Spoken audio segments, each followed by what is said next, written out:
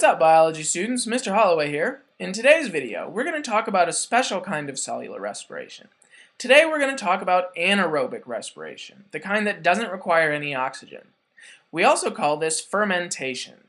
Most living organisms are obligate aerobes, meaning we are obligated to breathe oxygen. We must breathe oxygen or we die, because oxygen is required for cellular respiration to occur, and we must have the energy released by this process to power our cells. But many living organisms also push themselves pretty hard. Whether we're talking about Olympic swimmers and sprinters or cheetahs chasing after prey, there comes a time when the oxygen available is simply insufficient to meet our needs. Think about it. After you exercise, you start to breathe harder. This is in response to the fact that your cells need more oxygen in order to conduct cellular respiration, and supply your cells with increased amount of ATP necessary to sustain vigorous activity. But you can only breathe so hard. So what happens if you run out of oxygen? What happens when our cells need energy, but there isn't enough oxygen to provide it? And more than that, what about organisms that live in places where there is no oxygen available? How do they get by?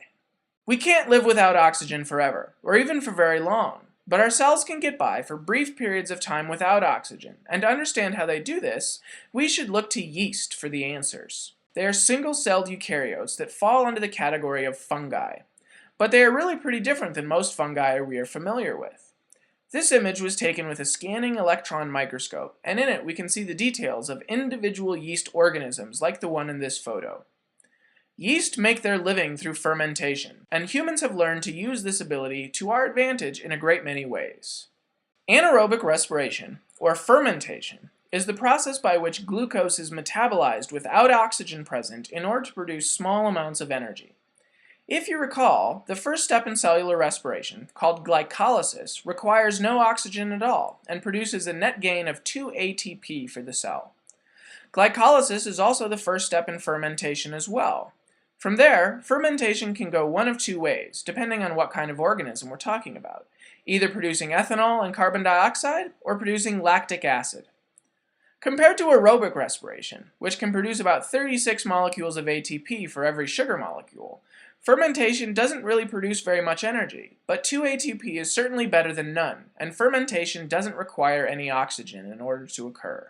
Yeast make their living through alcoholic fermentation. During this process, 1 molecule of glucose is converted into 2 molecules of pyruvic acid, producing 2 molecules of ATP and 2 molecules of NADH in the process. Pyruvate is converted into 2 molecules of carbon dioxide and 2 molecules of a substance called acetaldehyde. The energy found in those NADH molecules is then used to convert acetaldehyde into ethanol, the kind of alcohol found in beer, wine, and other spirituous beverages. Low-energy NAD+ cycles back and can be charged up again the next time glucose is metabolized. This is how single-celled yeast provide themselves with energy. Small amounts, sure, but enough for a single-celled organism to get by.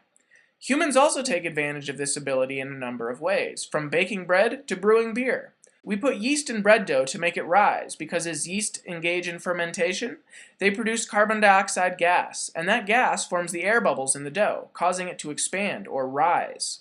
Those same air pockets can be seen when you cut into a loaf of baked bread.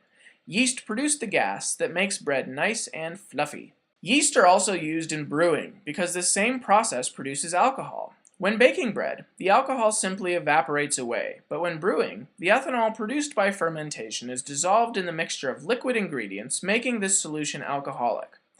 Although most commercial breweries carbonate their beverages with injected CO2, the same fermentation process can be used to carbonate beverages as well, providing the CO2 can be captured and not allowed to escape into the atmosphere during the process. Old-fashioned root beer was made in this manner, producing enough CO2 to be fizzy, but not really enough alcohol to be considered alcoholic. Lactic acid fermentation is a similar process, but the end result is 2 molecules of lactate instead of 2 molecules of ethanol. You might also notice that no CO2 is produced during this process, and there are no intermediate molecules between pyruvic acid and lactic acid. This process also produces 2 molecules of ATP. Lactic acid fermentation occurs in animal cells and in a variety of anaerobic bacteria that make their living in environments where no oxygen is available. In animals, lactic acid fermentation occurs only when oxygen has been used up, but the cell still requires energy. This could occur when running from a predator, or when running to catch your prey, something in which a great deal of energy is required very rapidly in order to sustain that kind of vigorous activity. The cells in this organism's body will very quickly burn through the available oxygen in order to produce the ATP necessary to sustain this kind of intense activity. But more ATP is still required. Without oxygen, the only way for the cell to continue to produce ATP is through lactic acid fermentation. Lactic acid fermentation can give the cell the energy it needs to maintain vigorous and intense activity without requiring any oxygen, but not for very long. That's why you cannot run in a dead sprint for more than a minute or so. If fermentation is all your cells have going for them, they will run out of energy, and the buildup of lactic acid can actually be damaging to the cells involved. Lactic acid buildup is part of the reason our muscles feel sore after intense exercise, and it is important to keep your muscles moving for a while after you exercise to help your body flush out all that extra lactic acid that is built up. Regular exercise stimulates our cells to produce more mitochondria, helping us to conduct aerobic respiration more efficiently, and helping us to rely less on the quick but not very long-lasting energy produced by anaerobic respiration, or fermentation. But for some organisms, like bacteria, they rely on lactic acid fermentation all the time in order to meet their needs. For a bacterium, which is very small and requires very little energy compared to a multicellular eukaryote, lactic acid fermentation can be sufficient to sustain life. These kinds of bacteria are also used to make things like sauerkraut and kimchi, both of which have a pickled sour quality as a result of the lactic acid produced by certain bacteria.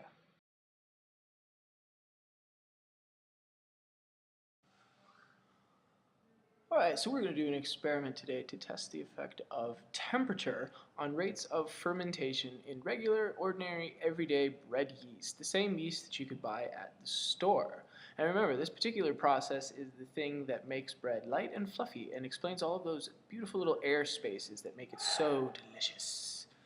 Here we have got our cold water trial, our room temperature water trial, and our warm water trial. You can tell this one's the warm water trial because of the steam in this part of the test tube.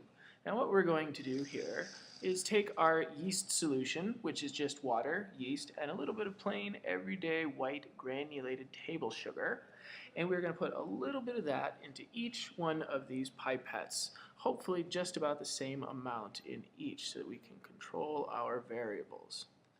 We're going to get the yeast in there.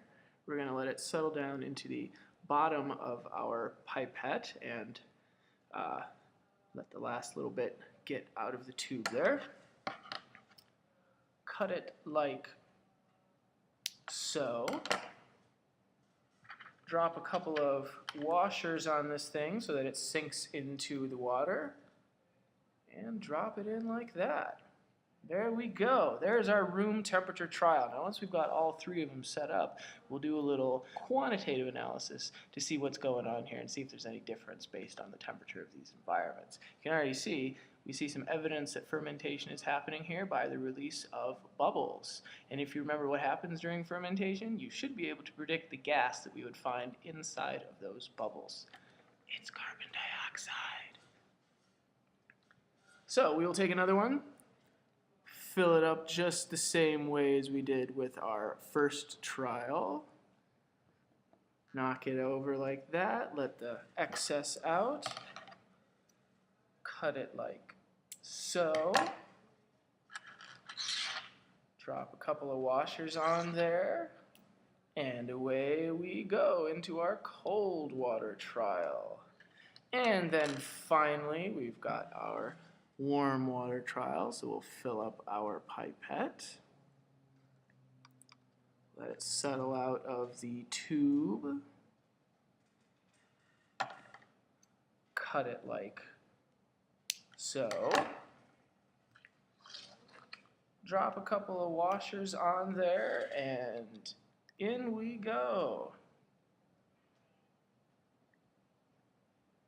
Alright, now for this to be an accurate trial, we want to make sure that we start collecting data all at the same time. So I'm going to count down from 3, and when I give the signal, we're going to start counting bubbles for each one of our 3 trials. The more bubbles means the faster the reaction of fermentation is occurring. So 3, 2, 1.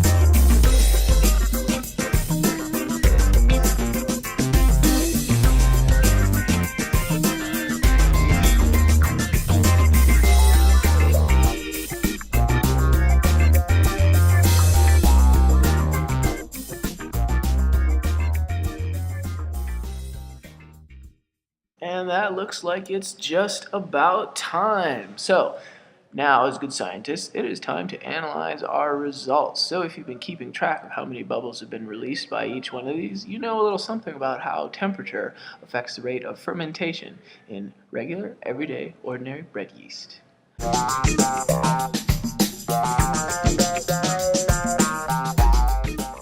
Anaerobic respiration may not produce much energy compared to aerobic respiration, but for some life forms, this method of energy production is all that is needed to sustain life. And for life forms like us, anaerobic respiration can help ourselves to overcome brief shortages of oxygen in order to keep us going during times of high physical activity. And with that, I will bring our video to a close. Thanks for watching, and remember, you can go back and watch this video as many times as you need until you feel like you understand the process of anaerobic respiration and the role that this important process plays in supporting life on Earth.